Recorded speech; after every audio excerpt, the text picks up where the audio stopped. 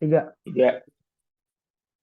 Assalamualaikum warahmatullahi wabarakatuh. Kita dari kelompok Pislis ingin menjabarkan mengenai hasil diskusi kita, yaitu presentasi mengenai menguak konsep dan rumus kapasitansi dalam aplikasi di dunia nyata.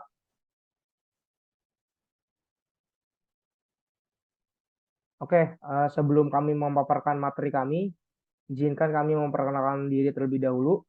Saya Efraim Budiman. Saya Muhammad Reza Akbar.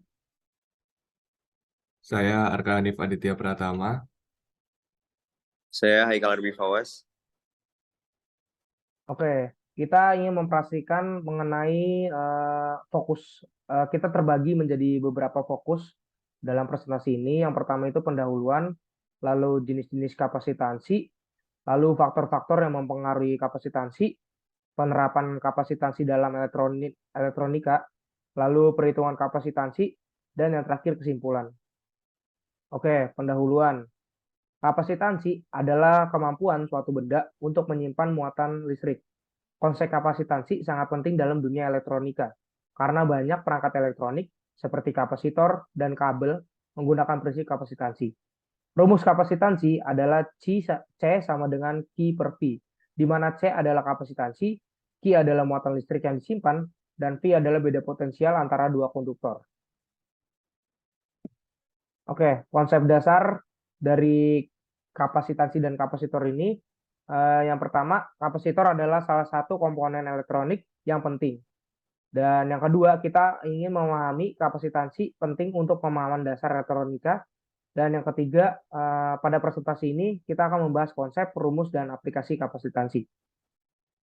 Oke, sebelumnya izinkan saya untuk memaparkan mengenai definisi dari konsep-konsep dasar yang ada di kapasitansi dan kapasitor. Kapasitansi adalah kemampuan suatu kapasitor untuk menyimpan muatan listrik. Dalam kapasitor ada dua terminal, terminal positif dan terminal negatif. Antara terminal tersebut ada lapisan isolator yang disebut dieelektrik. Kemudian jenis-jenis kapasitor. Terdapat 4 jenis kapasitor. Yang pertama, kapasitor keramik. Kapasitor keramik ini digunakan dalam rangkaian elektronik umum. Yang kedua, kapasitor elektrolit. Kapasitor elektrolit ini digunakan dalam sirkuit daya dan peralatan audio. Yang ketiga, kapasitor tantalu. Kapasitor tantalu ini digunakan dalam peralatan elektronik berkualitas tinggi. Yang keempat, kapasitor film. Kapasitor film ini digunakan dalam peralatan audio dan frekuensi tinggi. Lanjut.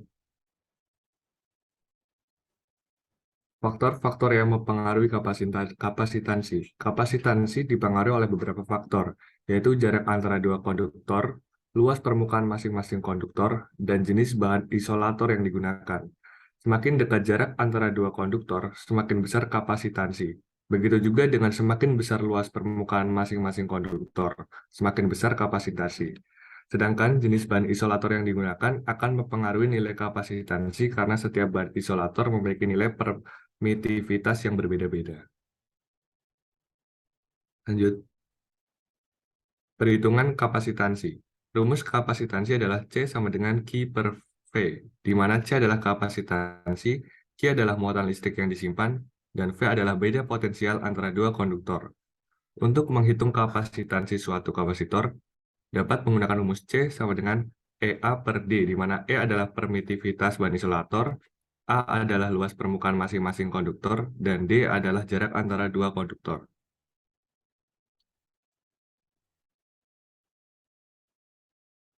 Oke, yang selanjutnya rumus dasar yang biasa dipakai untuk mencari kapasitansi. Yang pertama ada rumus kapasitansi kapasitor, yaitu C sama dengan Q per V.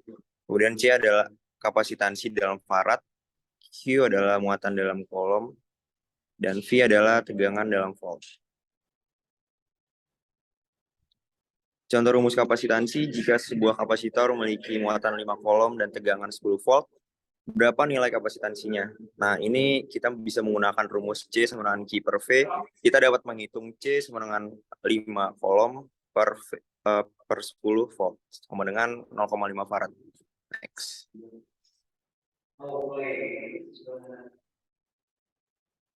Aplikasi kapasitor dalam kehidupan sehari-hari. Kapasitansi adalah kemampuan suatu benda untuk menyimpan muatan listrik. Konsep ini dapat diterapkan dalam kehidupan sehari-hari seperti pada kapasitor yang digunakan dalam elektronik untuk menyimpan energi listrik. Selain itu, kapasitansi juga terdapat pada baterai yang digunakan pada berbagai perangkat seperti telepon seluler dan laptop. Baterai tersebut memiliki kapasitas tertentu dan menyimpan energi listrik yang nantinya dapat digunakan untuk mengoperasikan perangkat tersebut.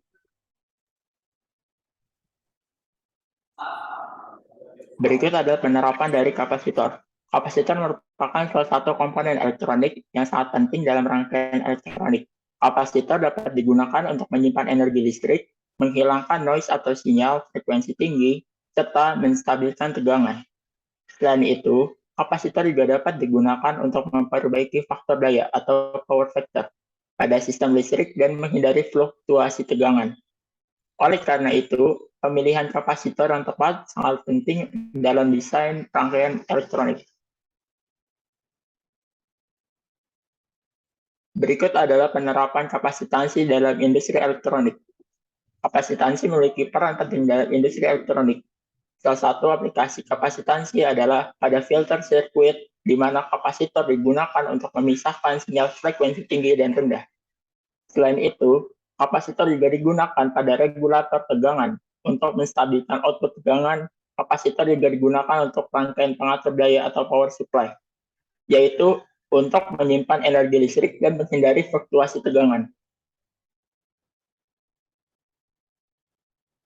Kesimpulan pada materi kami hari ini adalah konsep kapasitansi sangat penting dalam dunia elektronika, yaitu banyak perangkat elektronik seperti kapasitor dan kabel menggunakan prinsip kapasitansi, di mana kapasitansi dipengaruhi oleh beberapa faktor, yaitu jarak antara dua konduktor, luas permukaan masing-masing konduktor, dan jenis bahan isolator yang digunakan.